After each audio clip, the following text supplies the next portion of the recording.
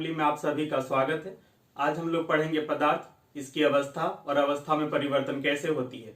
एक एक चीजों को कॉन्सेप्ट से समझेंगे, कुछ भी चीजें रटेंगे नहीं। और ध्यान रखिए, कॉन्सेप्ट क्लियर होगा तभी एग्जाम में आप सारा क्वेश्चन हैंडल कर पाएंगे। और कॉन्सेप्ट क्लियर करने के लिए वीडियो को लास्ट तक देखना जरूरी है, तो आप वीडियो के लास्ट तक बने रहें, आपका सारा डाउट क्लियर होगा। चलिए शुरू करते हैं। सबसे पहले यहाँ पे हमें 3 टर्म जानना जरूरी है कि ये शेप क्या होता है, वॉल्यूम क्या होता है और मास क्या होता है। यदि हम बात करें शेप की, आकार की, तो ध्यान रखना है शेप का मतलब होता है कि वो कैसा है, दैट मीन्स वो गोल है, चपटा है, कैसा है। यदि बात करते हैं कांच की गोली, तो उसका जो आकार होता है, शेप होता है, वो कैसा होता है, गोल। किताब की बात करेंगे, हल्का सा चपटा होता है, तो उसका जो आपका शेप है वो गोल, चपटा, किसी भी तरह का हो सकता है। ठीक है।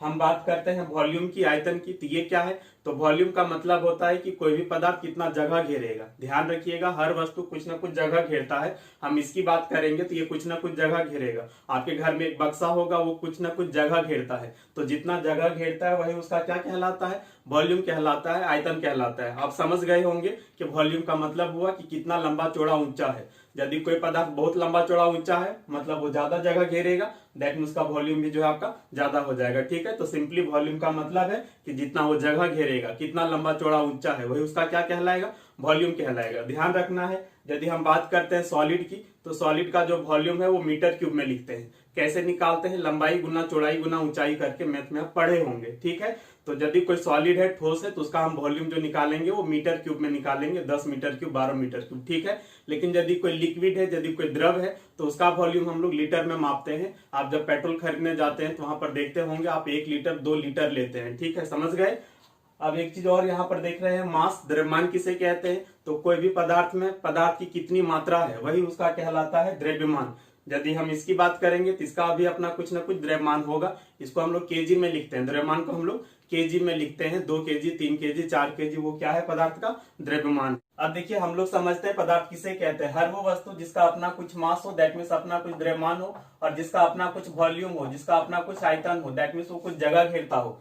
यदि उसका मास है और यदि वो कुछ स्थान घेर रहा है, दैट मीन्स उसका यदि कुछ वॉल्यूम है, तो हम कहेंगे कि वो पदार्थ है। आप अपने अगल बगल देखिए तो कई पदार्थ आपको दिखाई देंगे। ठीक है। लेकिन ध्यान रखना है, वे सभी पदार्थ आपको कितनी अवस्था में दिखाई देते हैं। तो आप कहेंगे सर वो या तो हमें सॉलिड दिखाई देता है, ठोस, या तो हमें लिक्विड दिखाई देता है, जैसे कि वाटर की बात कर ले, या फिर आपका गैसीय अवस्था में दिखाई देता है। तो आपको अगल बगल ये 3 अवस्थाएं ही दिखाई देती है। एग्जाम में ये क्वेश्चन पूछ चुका है कि हमारे आसपास पदार्थ की कितनी अवस्थाएं दिखाई देती है, तो पदार्थ की 3 अवस्थाएं ही अगल बगल दिखाई देती है। लेकिन ध्यान रखना है, फिजिक्स में पदार्थ की 5 अवस्थाएं होती है। चौथा आपका प्लाज्मा और 5वां आपका बॉस साइंटिन कंडेंसेट। हम इस दोनों की भी चर्चा करेंगे, लेकिन पहले इन तीनों को कंपेयर करेंगे। एग्जाम के लिहाज से ये 3 ज्यादा मायने रखता है। अब देखिए, कोई भी पदार्थ यदि है तो वो छोटे छोटे कणों से मिलकर के बना होता है, और उन छोटे छोटे कणों को हम अणु कहते हैं, मॉलिक्यूल्स कहते हैं। ठीक है। और उन अणुओं के बीच कुछ रिक्त स्थान, कुछ खाली स्थान होता है, जिसे हम अंतर आणविक स्थान कहते हैं। नाम से पता चल जा रहा है, अणुओं के बीच जो आपका खाली स्थान है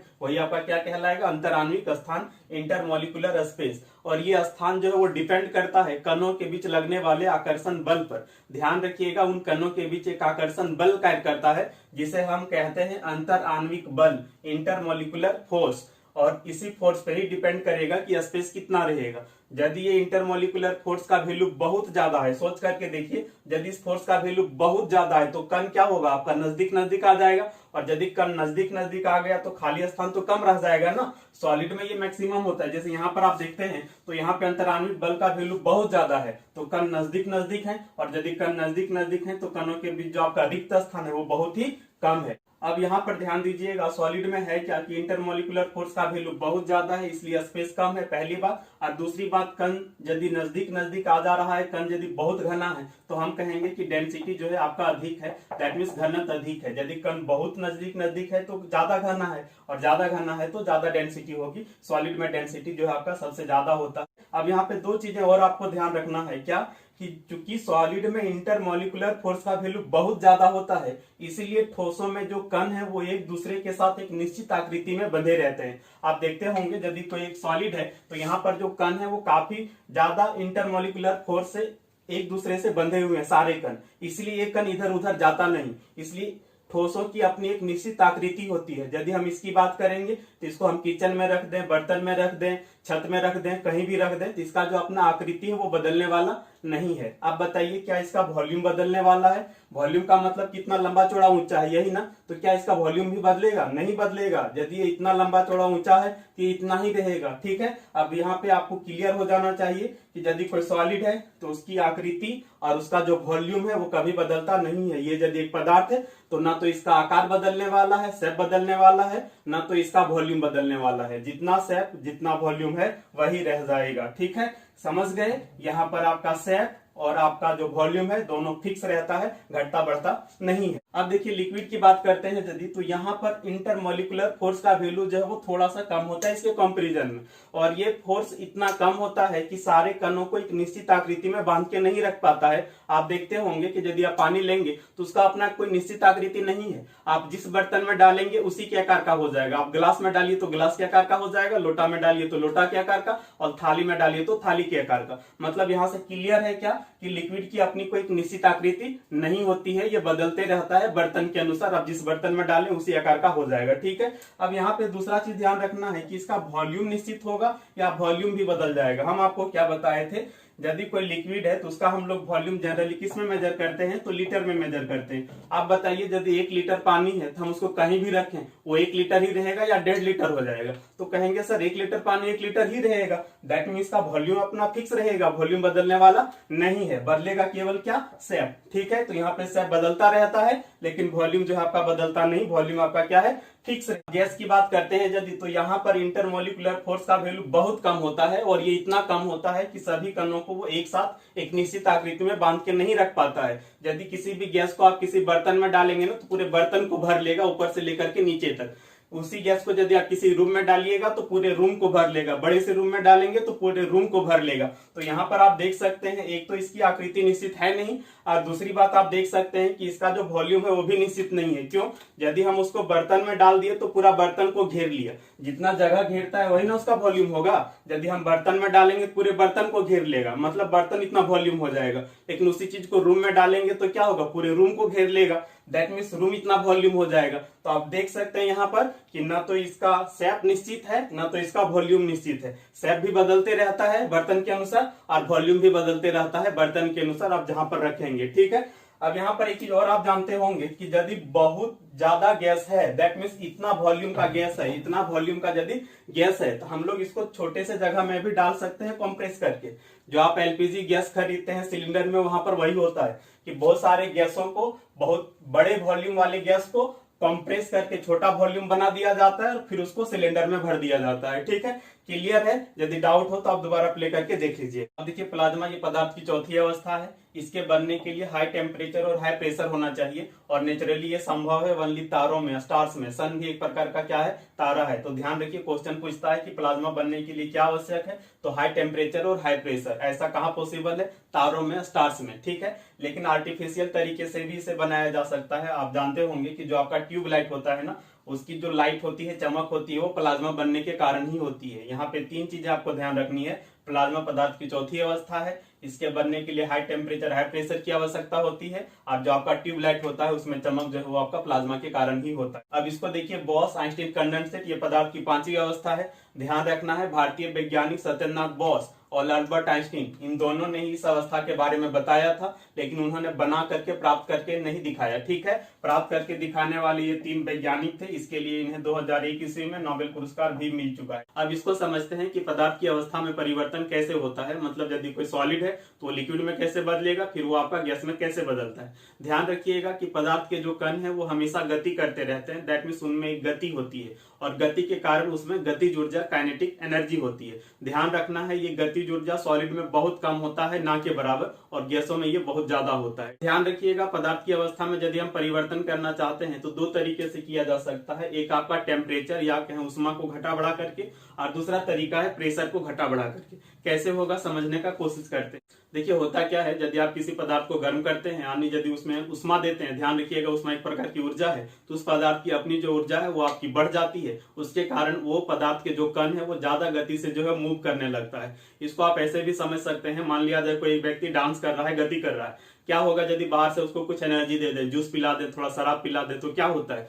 उसकी जो गति है वो बढ़ जाती है, माने गतिज ऊर्जा बढ़ जाता है। मतलब ये क्लियर है, यदि हम बाहर से एनर्जी देंगे, उष्मा या जिस रूप में भी दे, तो उसकी अपनी जो ऊर्जा है वो बढ़ जाएगी, उसके कारण वो ज्यादा गति से मूव करने लगेगा इधर उधर। अब देखिए होता क्या है कि यदि गति बढ़ जाए और यदि इतना बढ़ जाए कि आकर्षण बल को तोड़ दे, गति यदि इतना बढ़ जाए कि वो आकर्षण बल को तोड़ दे, तो पदार्थ के कण जो है आपका अलग अलग होने लगते हैं, दूर दूर जाने लगते हैं। आप देखते होंगे कि बैल को आप रस्सी से बांध करके रखते हैं और यदि बैल बहुत बदमाश है तो वो क्या करता है, गति करने लगता है इधर उधर। एक समय ऐसा आता है जब रस्सी मैंने आकर्षण बल को तोड़ करके भाग जाता है। ठीक उसी तरह से यहाँ भी समझिए, यदि गति इतना अधिक हो गया कि वो आकर्षण बल को यदि तोड़ देगा तो वो आपका कण अलग अलग होने लगेगा, दूर दूर जाने लगेगा। ऐसी स्थिति में होता क्या है कि वो सॉलिड से आपका लिक्विड में कन्वर्ट होने लगेगा। यदि आप लोहा है, आप उसको गर्म करेंगे तो देख लीजिएगा एक सीमा के बाद वो जो है आपका लिक्विड में कन्वर्ट होने लगता है। ठीक है, और यदि इसको और ज्यादा गर्म करना जारी रखेंगे, दैट मीन्स उष्मा देना जारी रखेंगे, तो पदार्थ के कण और दूर दूर जाने लगेंगे। और यदि पदार्थ के कण बहुत दूर दूर चले गए तो फिर आपका लिक्विड से क्या हो जाएगा, वो गैस में कन्वर्ट हो जाएगा। मतलब यहाँ पर आप देख सकते हैं कि यदि आप गर्म करते हैं तो सॉलिड से लिक्विड में कन्वर्ट हो जाएगा, और यदि इसको भी गर्म करते हैं तो फिर आपका गैस में कन्वर्ट हो जाता है। सभी लोग देखे होंगे कि बर्फ है, गर्म करिए पानी में बदल जाएगा, और पानी को गर्म करिए तो भाप में बदल जाएगा। भाप एक प्रकार का गैस ही है। अब यदि इसको समझने की कोशिश करते हैं कि प्रेशर घटा बढ़ा करके अवस्था में परिवर्तन कैसे लाया जा सकता है, तो यहाँ पर समझिए गैसों में जो कण है वो बहुत दूर दूर है। क्या होगा यदि हम इसको कॉम्प्रेस कर देंगे, यदि हम इसको कॉम्प्रेस कर देंगे, दबा देंगे, तो कण नजदीक नजदीक आ जाएगा, और यदि कण नजदीक नजदीक आया तो वो लिक्विड में कन्वर्ट हो जाएगा। आप सभी लोग जानते होंगे जो हम लोग एलपीजी गैस जलाते हैं घरों में, वो एक्चुअल में होता है गैस। किया क्या जाता है कि उसको कंप्रेस करके सिलेंडर में डाला जाता है, और जब बहुत कंप्रेस करते हैं तो वो लिक्विड में कन्वर्ट हो जाता है। आप सिलेंडर हिला करके देखिए, आपको लगेगा कि अंदर में कोई ना कोई लिक्विड है। मतलब क्या है, गैस को इतना ज्यादा कंप्रेस कर दिया कि वो लिक्विड में कन्वर्ट हो जाता है और फिर उसको सिलेंडर में डाल देता है। हाँ, बाहर निकालिएगा तो फिर तो आपका लिक्विड नहीं रहेगा, ठीक है, लेकिन जब तक अंदर है तब तक वो काफी ज्यादा कंप्रेस किया रहता है, काफी ज्यादा दबाया रहता है। उसी कारण जो है आपका गैस है वो किस में कन्वर्ट हो जाता है, लिक्विड में कन्वर्ट हो जाता है। अब देखिए पदार्थ की अवस्था परिवर्तन संबंधित कुछ टर्म है, हम लोग अभी पढ़े हैं कि यदि किसी सॉलिड को हम गर्म करेंगे तो लिक्विड में बदल जाता है, और यदि लिक्विड को गर्म करिएगा तो फिर वो गैस में बदल जाता है। यदि कोई सॉलिड लिक्विड में बदल रहा है तो इस प्रोसेस को हम लोग क्या कहते हैं, यदि कोई सॉलिड लिक्विड में बदल रहा है, मान लिया जाए बर्फ था, यदि वो पानी में बदल गया, तो ये प्रोसेस आपका क्या कहलाता है, ये प्रोसेस कहलाता है गलना, या कहें पिघलना, इंग्लिश में मेल्टिंग। और जिस निश्चित टेम्परेचर पर ऐसा होता है, दैट मीन्स जिस टेम्परेचर पर कोई भी पदार्थ गलता है, हम उस पदार्थ का उसे गलनांक कहेंगे, मेल्टिंग पॉइंट कहेंगे। हर पदार्थ का अपना अलग अलग गलनांक होता है। यदि हम बात करें टंगस्टन धातु की, जो बल्ब के फिलामेंट में लगा होता है, तो उसका जो अपना मेल्टिंग पॉइंट है वो 3380 डिग्री सेल्सियस है। दैट मीन्स यदि आप टंगस्टन को यदि आप इस टेम्परेचर तक गर्म करेंगे तो वो जो आपका सॉलिड से लिक्विड में कन्वर्ट हो जाएगा। दैट मीन्स टंगस्टन का जो मेल्टिंग पॉइंट है वो कितना है, 3380 डिग्री सेल्सियस। इसी तरह से हर पदार्थ का अपना अलग अलग होता है, ठीक है। अब यदि कोई लिक्विड यदि गैस में बदल रहा है तो ये प्रोसेस क्या कहलाता है, मान लिया जाए पानी, और यदि उससे भाप बन गया तो ये प्रोसेस क्या कहलाता है। सभी लोग जानते होंगे भाप का बनना, या इसको कहते हैं वाष्पीकरण, वेपोराइजेशन, ठीक है। तो लिक्विड का गैस में बदलना वेपोराइजेशन कहलाएगा।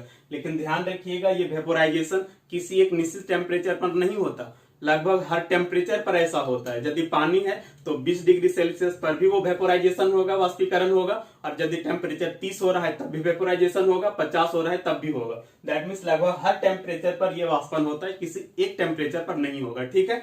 अब उल्टा करते हैं, यदि किसी गैस को हम ठंडा कर दें या फिर यदि प्रेशर बढ़ा दें, आप जानते होंगे प्रेशर बढ़ा करके भी और ठंडा करके भी दोनों ही तरीके से गैस को सॉलिड में बदला जा सकता है, ठीक है। आप खाना बनाते वक्त देखते होंगे कि जब ठंडा हो जाता है तो बर्तन के आसपास पानी जमा हो जाता है, मैंने ठंडा करने से गैस आपका सॉलिड में कन्वर्ट हो जाता है, ठीक है। और एलपीजी गैस में तो देखे हैं कि प्रेशर बढ़ा करके लिक्विड में कन्वर्ट किया जाता है।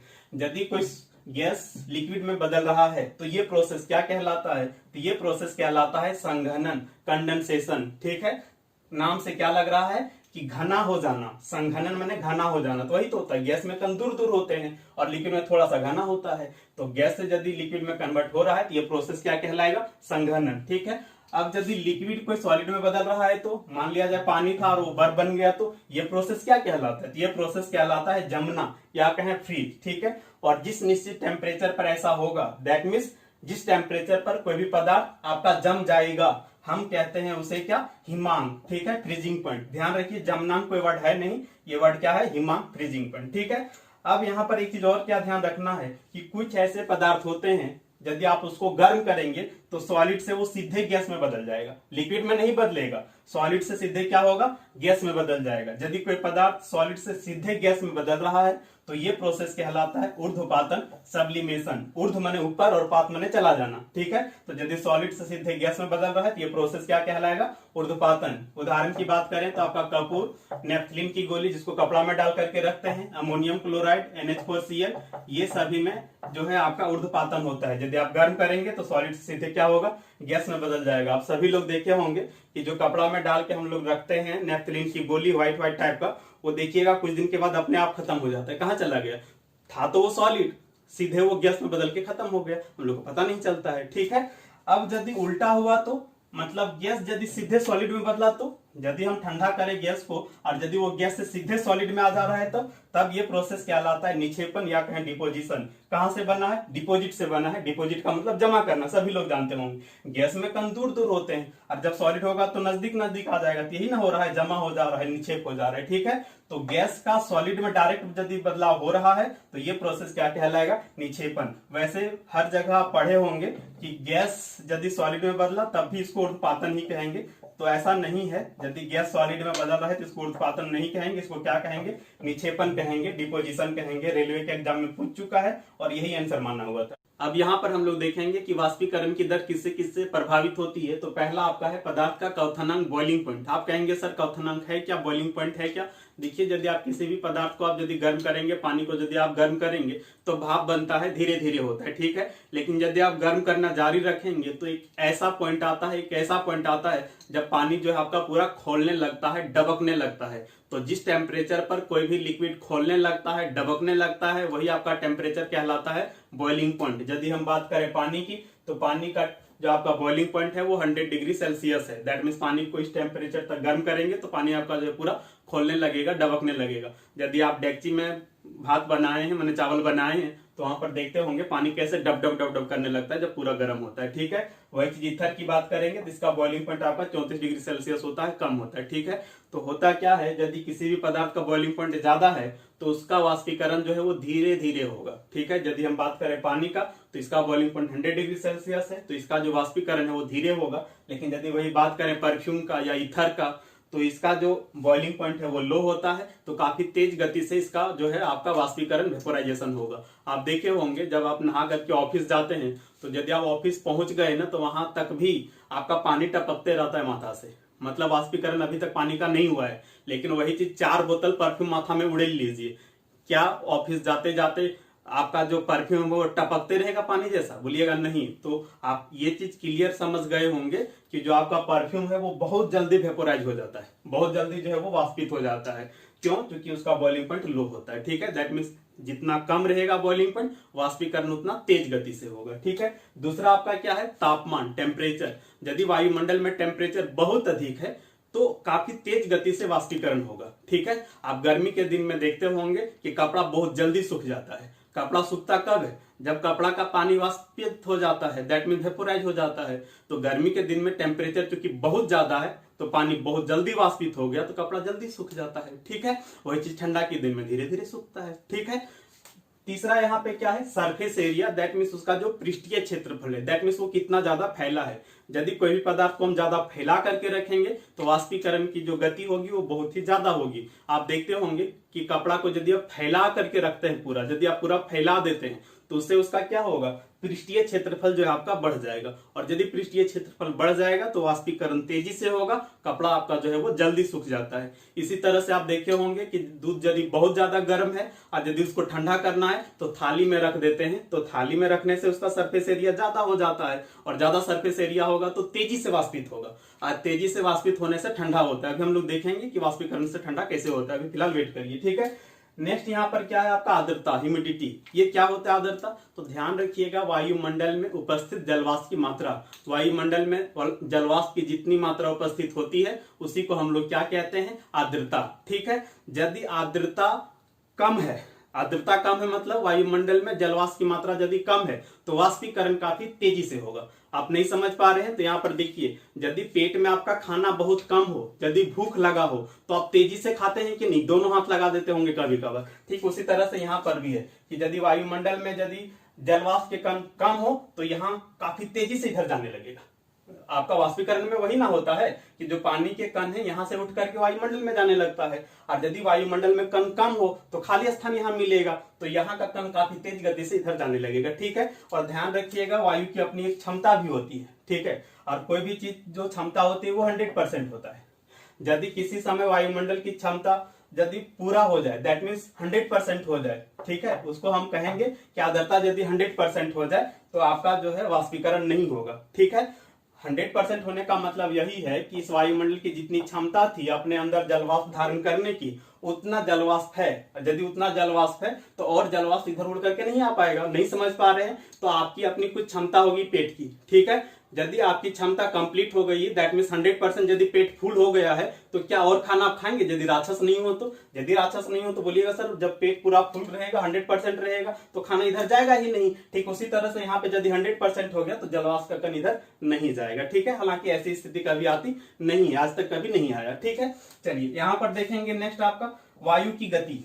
यदि वायु की गति काफी तेज हो तो वो क्या करेगा, तो पानी के कण को जल्दी उड़ा करके ले जाएगा और वायु में मिला देगा। ठीक है, और वही चीज यदि धीमे धीमे से चल रहा हो तो फिर थोड़ा धीरे धीरे होगा। आप देखते होंगे कि यदि कपड़ा नहीं सूख रहा है तो हम लोग पंखा चला देते हैं, क्या होता है वहां पे वायु की गति बढ़ जाती है, और जब वायु की गति बढ़ती है तो कपड़ा में जो पानी का कण था वो जल्दी जल्दी वायु में उड़ा करके ले जाता है, वाष्पित हो जाता है, कपड़ा जल्दी सूख जाता है। ठीक है, उम्मीद करते हैं समझ गए होंगे।